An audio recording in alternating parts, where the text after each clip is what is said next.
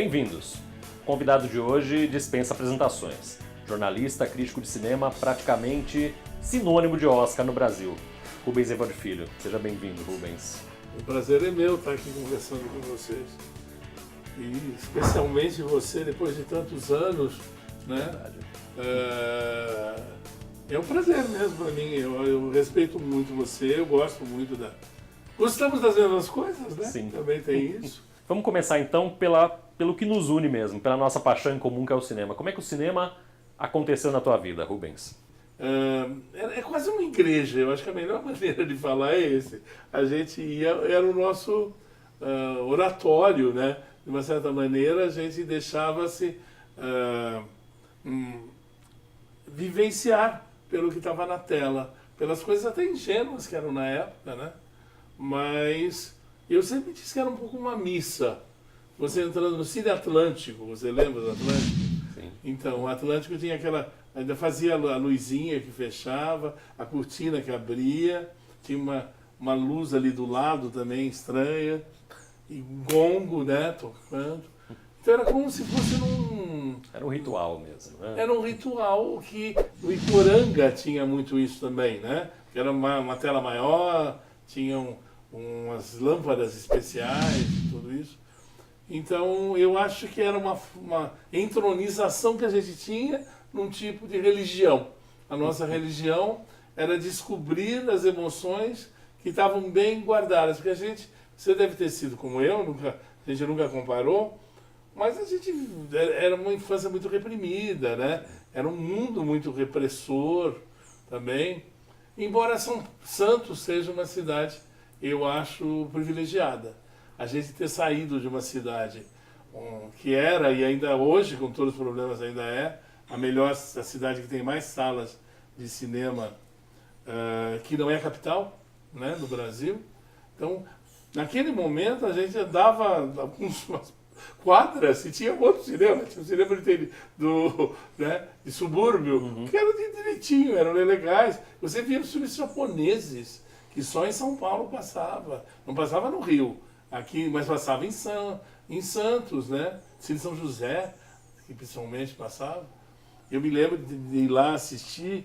Então, eu acho que o lado abençoado é esse, ter surgido de uma cidade muito especial. A tua história com o cinema, ela tem um pouco daquela coisa do filme do Woody Allen, de você entrar dentro da sala de cinema para fugir do que está lá fora, viver o... É engraçado, né? Eu não sei se eu tinha essa consciência do fugir. Talvez não, talvez tenha sido mais positivo, menos estou fugindo de algo que eu estou com medo. Não, era pelo prazer de ver, pela descoberta. Porque ao mesmo tempo era, e aí também outra coisa que eu gosto de comentar, era uma hora onde tinha duas revistas que a mim me influenciaram demais. Uma delas era Cinelândia, e outra delas era a Filmelândia.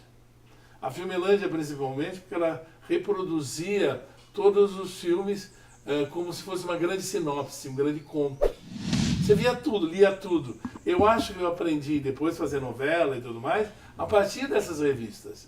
Que elas eram muito melhor do que você podia pensar. Não era revista de porcaria que hoje a gente vê muito em banca. Não, eram revistas de cinema que discutiam a obra de Kurosawa, de John Ford, e tudo. E a gente foi aprendendo ali, sabe? Eu tenho a coleção delas até hoje, para mim é uma preciosidade, na medida em que foi como me fez a cabeça, vendo esses filmes, os atores, as situações, mas principalmente discutindo os filmes, sabe? Então, eu não sei se eu fugia, não, eu acho que não. Eu acho que também o fato de eu ser grande, também, com 14 anos, você tinha problema de censura para entrar em Santos, né? Uhum. Tinha aqueles... Cine Atlântico, novamente, tinha um chato que pegava. E aí meus primeiros filmes são da Janseberg, né? Que de repente me marca muito ali naquele momento. Então, Santos eu acho É que eu disse, não é para falar mal não, eu acho que é uma cidade ótima de ter nascido, ótima de ter sido criada, e ótima por causa do cinema também. Teve algum filme que te despertou o desejo de trabalhar com isso? De trabalhar escrevendo críticas? Como é que foi esse caminhar até lá? Você fez jornalismo, direito, história e geografia, né? Você falou das 4 faculdades que você fez. E o engraçado, só agora que eu tenho me tocado, como a história foi importante. Eu não sabia, mas na verdade acabou sendo, porque você vê Dunkirk, por exemplo, que passou esse ano, é um filme onde eu sabia tudo de Dunkirk. E explicava para as pessoas, não, mas isso é assim por causa disso, tal. E é a série da Netflix, da Rainha, né? Que é ótima a série.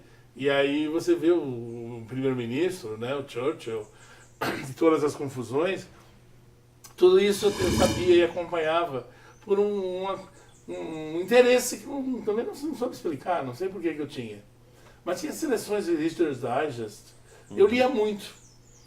Eu lia muito, eu tenho a impressão também por causa de ser uma criança muito fechada, né? Que ficava em casa, que não saía, a família controlava muito também. Mas, então acho que tem um somatório disso tudo. Tem um somatório de história, tem um somatório de... O cinema me fez aprender língua, porque aí eu comecei muito cedo a aprender inglês, tirei o diploma de Michigan muito cedo, sabe? Então, na verdade me ajudou muito tudo isso, porque quando eu saio da tribuna para ir para o Jornal da Tarde, em São Paulo, eu estava com 22 ou 23 anos. E no ano seguinte eu já estava no Festival do Rio fazendo comentários e conversando com as grandes estrelas. Então é uma bênção, né? É uma sorte que a gente teve por ter começado tão cedo. Ter ainda a oportunidade de errar também, para você ir aos poucos ir aprendendo. E eu dei muita cabeçada na parede, muita.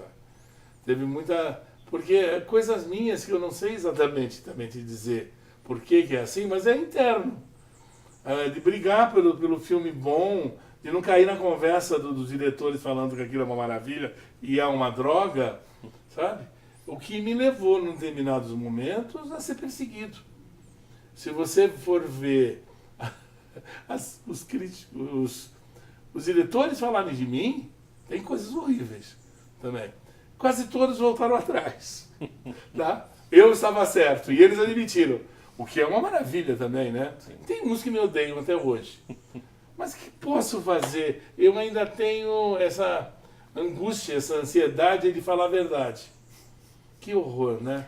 Além da crítica e da presença na televisão, fazendo críticas na Globo, você teve experiências também escrevendo novela e roteirizando filmes, inclusive pornochanchadas, né?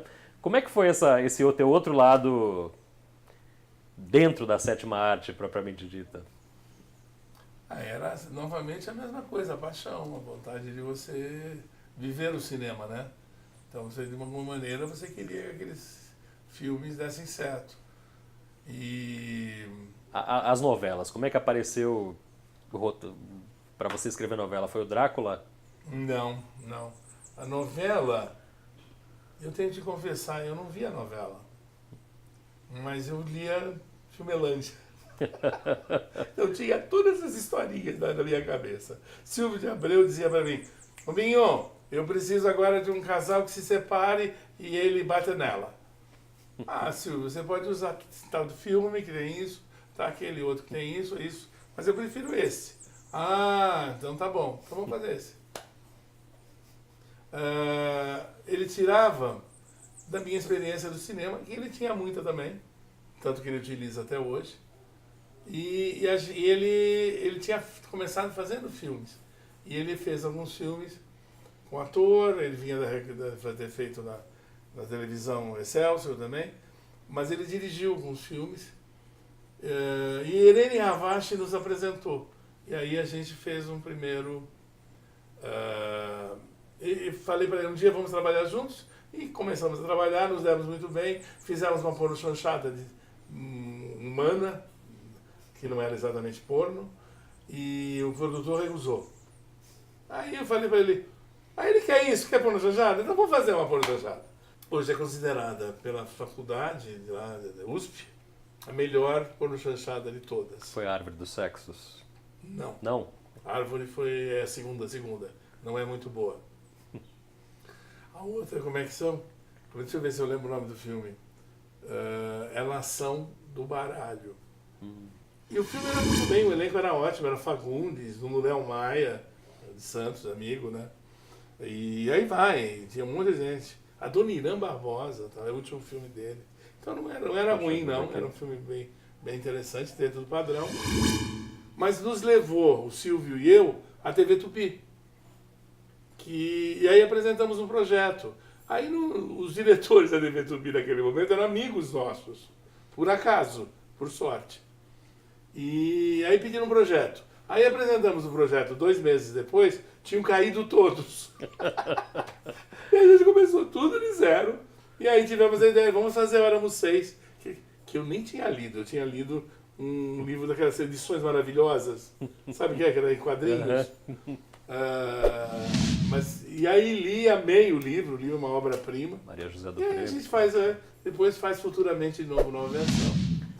Foi do SBT. Mas a gente lidava com coisas muito parecidas, sabe? Escrever para telecinema, escrever para televisão não faz muita diferença.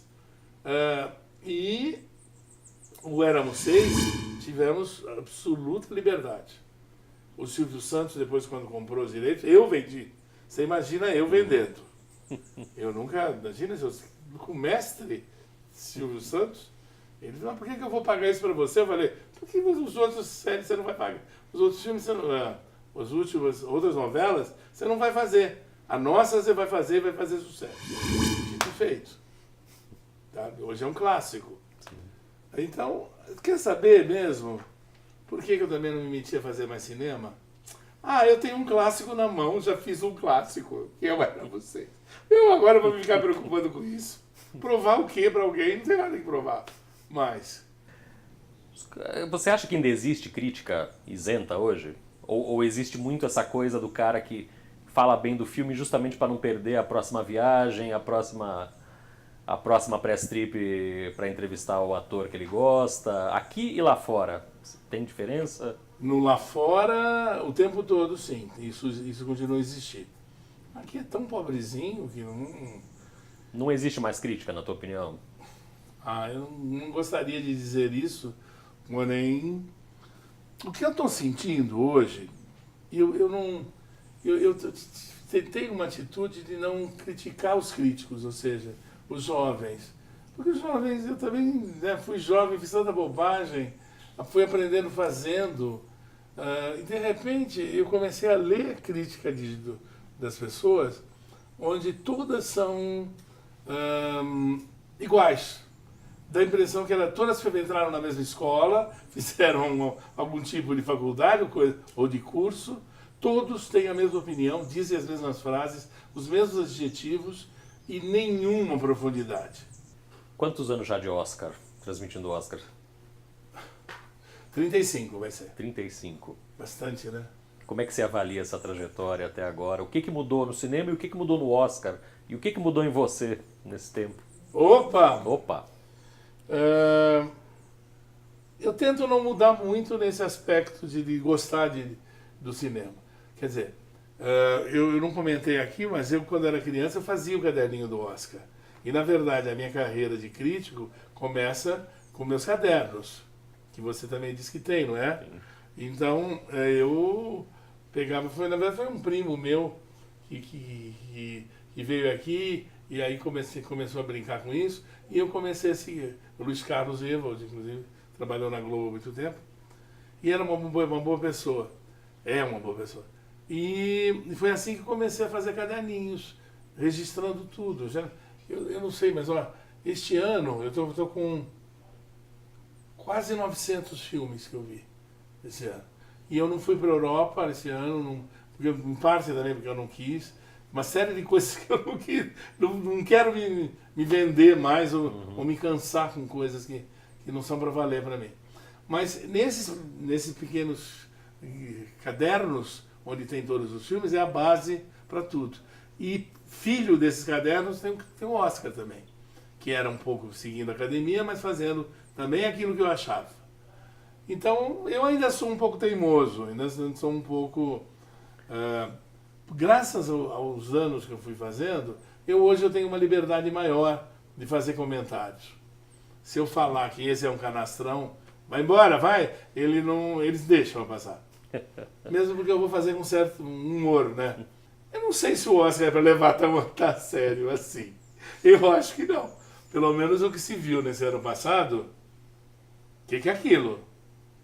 E aí, aquilo teria que ter, em vez de ficar devassando os atores, lá, os tarados, porque eles custaram de fazer isso, gente, passaram décadas deixando fazer isso. O absurdo está feito, não pode fazer isso. Não podia fazer desde o primeiro momento. Sim. Não é, não, vamos fazer agora que estão fazendo. Você viu, eles mandaram embora primeiro as pessoas, depois que fizeram a academiazinha deles com as regras. Esse fez, não pode fazer isso, não pode fazer aquilo. Gente, tinha que ter a primeira regra. Isso é básico, para depois mandar as pessoas embora. Isso vai se refletir no Oscar de alguma forma? Olha, supõe-se que sim, né? Mas eu só estou tentando chamar a atenção para que... Sei lá, Dustin Hoffman. O que eles vão fazer com o Dustin Hoffman? Porque o Weinstein, por exemplo, era um canalha, né? Ele não era uma flor que se cheira, ele não prestava mesmo. Depois que ele foi embora, todo mundo fez, que enfim, tô livre dessa porcaria. Mas quando chega o de... Como é que é o... Dustin Hoffman, o Dustin Hoffman, por exemplo, o Woody Allen escapa disso tudo. De qualquer forma, quem inventou a história toda é a Mia Farrow, né? Que é uma louca, certificada de louca. Então... Você acha que a política está pautando um pouco as premiações? A política ou a necessidade, talvez, de nós temos que tratar deste assunto. Nós temos que premiar este filme porque este filme trata deste assunto ou porque ele tem mais diversidade do que o outro. E os prêmios estão sendo pautados um pouco por isso, de repente. Não sei, o La La Land levou tudo no ano passado, mas no Oscar... Ele levou todos os prêmios no Oscar, inclusive, e não levou o melhor filme. Foi política? Foi um quesito artístico, na tua opinião? Como é que você vê isso? A academia faz tanto isso, então, com tanta frequência, tantos erros que tem. Como é que é o nome daquele filme francês que ganhou o Oscar mesmo? O Artista. O Mudo, né? Acho uma cópia de Cantando na Chuva de terceiro grau. Por que foram premiar esse filme? Porque dá uma febre coletiva, as pessoas enlouquecem. E fica todo mundo, que filme lindo, filme lindo. Some o cara, sobe o filme, e daí? Os estúdios, você vinha falando aqui nos bastidores, que estão perdendo muito público nos últimos anos, né? Inimaginável uma compra da Fox pela Disney há alguns anos. O que você acha que está acontecendo? O público está migrando para outros meios, para outros tipos de diversão? O que acontece? Já fez isso, né? Na verdade, a gente já está sofrendo isso. A gente já não tem DVD, a gente já não tem uma série de coisas, mesmo que floresceram incrivelmente durante décadas, né? 2 décadas, 3 décadas. Hoje em dia, sim, o cinema está virando streaming, você está vendo em casa, você já não toca mais, ele já não tem existência plena. Então, o cinema está mudando? Sim. Eu acho, na verdade, que essas histórias de Netflix... Eu acabei de ver o último filme da Netflix agora, ontem. É um horror, né? E jogaram fora 90 milhões de dólares. Então, direito de errar também, afinal de contas, ele é deles. Mas eles estão produzindo filmes importantes. Eu acho que o importante, o fundamental, é uma coisa. Antigamente, quem mandava em tudo era o advogado, era o executivo, era o cara que faz contratos, os agentes, era a gente que trabalhava com dinheiro. Hoje, está passando para os artistas. Então, o que você tem na HBO, por exemplo, são artistas tentando fazer séries pessoais, artisticamente elaboradas. Algumas acertam, outras não. Mas é gente de verdade, artista de verdade. O que, como na Netflix é e como nas outras tenta ser. Enquanto os estúdios, o Disney é um dos poucos que conseguiu manter a sua identidade. Ele foi o primeiro a assumir o lado gay dos funcionários, defendê-los, esse tipo de coisa. A Disney sempre foi exemplar, sabe? Então ela é uma boa empresa. E ela matou a outra empresa ruim. Que bom, isso é ótimo. Então nesse caso, você está vendo, está vendo uma mudança, mas talvez seja para melhor. As pessoas são muito mais ligadas em séries hoje do que eram antigamente. Talvez as séries estejam fazendo mais sucesso do que os filmes. Você pega uma Game of Thrones, que mobiliza 10 milhões de pessoas na estreia de um episódio. É outra mudança na indústria que está acontecendo, isso? Sem dúvida. E para onde isso vai? Vai mudar completamente os hábitos das pessoas. Eu acho que é isso que está acontecendo. O que está acontecendo é que a gente vai ter que se adaptar a tudo. Como é que você lida com crítica? Por exemplo, no Oscar, dos que estavam torcendo para alguém que você fez alguma crítica? Não, aí você curte redes sociais? Sabendo de mim. Ele é tão distante que acaba não ficando... Ou você não fica sabendo deles também, né? Você não é muito de rede social, né, Rubens? Ai, Deus me livre, né? Por favor, né? Eu estou no Facebook e para mim já... Que você tá também, que eu tenho te visto muito. Apaixonado ele, né? Que bonitinho. Eu achei tão bonitinho, ele falou, que bom. Pelo menos estão usando bem seu tempo no ano, não é? Não. Mas eu não estou apaixonado. Por nada ou ninguém. Então, eu não fico pondo no Facebook. Ocasionalmente eu dou um apoio. Acho que eu devo ter posto até um curtir para você. Mas... se as pessoas me procurarem na internet e alguém que precisa de uma coisa, um apoio, eu atendo. Se alguém chega como fã de cinema e quer conversar sobre cinema, também atendo. Eu não quero ficar preso a isso. Quais são os filmes da tua vida, Rubens? Opa! Essa pergunta também nunca ninguém te fez, né? Não, é nova. Essa aí é bem nova. Posso falar dos diretores? Eu acho que os diretores... Fellini ainda é, um 8,5 ainda é, mas é quase toda a obra dele. Eu só não gosto muito da última lá, que é fraca. Mas o Fellini para mim, um fundamento. Me ajuda, porque 2001, Odisseia no Espaço, e a obra dele, do Kubrick, também que... Kurosawa, o cinema japonês, eu tenho uma atração muito grande pelo cinema japonês. O cinema italiano, por tabela, é uma coisa que eu gosto muito também, todo o cinema italiano em si. Aí você vê os Visconti, você vê Vittorio de Sica, que eu sempre adorei. Tá? De bicicleta. Então, o cinema italiano que foi maravilhoso e hoje é né? Cadê o cinema italiano? Tem um outro filminho melhor, mas triste, né? Triste. É quase tão triste quanto o Brasil. Cinema espanhol, alguma coisa? Cinema espanhol, eu gosto da Sarita Montiel. Fui amigo dela, tem foto dela, deve estar ali, né? Foto dela. Linda, louca, maravilhosa, essa aí. Mas cinema espanhol, fora Saura, não sei se tem grandes coisas, não, acho que não. E a minha família também era espanhola, tinha pai da Europa. Eu acho que o americano... eu acho que teve uma importância, sabia que teve uma importância, só agora em retrospecto que a gente vai ver, Spielberg tem uma importância muito grande. Eu me lembro de fazer as primeiras críticas na Globo, fazendo do Indiana Jones. E chegar e dizer, é o momento de você levar pipoca, de torcer pelo mocinho, vaiar o bandido. Eu ter feito, quer dizer, eu tinha um produto ali, ele era esse produto. Como é até hoje, mais para lá do que para cá, mas Não importa. Foi ele que criou. E se você vê os filmes grandes dele, ainda tem coisas excepcionais. Sim. Tá? E dos diretores de hoje? Você vê alguma coisa... vê alguma coisa acima da média sendo feita hoje? Brasileiro? Não, cinema mundial. Falam muito de... O Woody Allen já está no fim, né? Mas... Adoro o Woody Allen, claro, mas está tão irregular, está no fim. Aquilo que ele fez para a Amazon é uma coisa...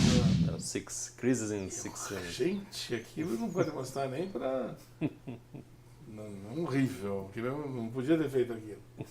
Tarantino foi uma coisa importante, eu acho. Safado, né? Aquela safadeza dele é legal.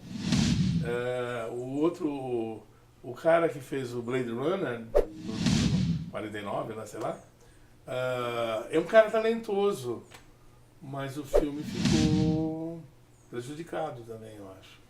Ele não soube desenrolar o filme. Eu gostei mais daquele filme do ano passado dele, que foi indicado, A Chegada, né? Denis Villeneuve. O Denis Villeneuve, ele é um cara, pelo menos é um cara de certo padrão, né? Eu acho que errou, mas é uma pessoa que a gente poderia apostar nele. O Dunkirk, né? O cara também é um cara, tá precisando do Oscar, né? Uhum. Já tem carreira mais do que Sim. isso. O Dunkirk eu acho um filme muito interessante, antes de qualquer coisa. Belo filme de guerra, né? De uma outra maneira, narrado de uma outra maneira, tudo tecnicamente revolucionário, então isso é importante. Encerrar essa entrevista, você já pensou em escrever uma biografia sua, passar essa experiência toda que a gente conversou um pouco aqui, deu uma pincelada de leve? Interessante você fazer mais. Na verdade, eu estaria namorando dois tipos de... Porque hoje também os livros têm que ser pequenininhos, né? Ninguém, imagina se alguém lê, as pessoas nem jornal, nada, vai ler livro. Mas de fazer 2 livros. Um deles está meio encaminhado, são essas coisas que eu te disse, que o cinema é uma religião, é uma igreja. A partir daí, e falar dos filmes que para mim foram importantes, mas não necessariamente porque é o melhor filme, mas que me ensinaram alguma coisa, me disseram alguma coisa. Eu acho que eu sendo mais próximo de mim, estarei sendo próximo dos outros.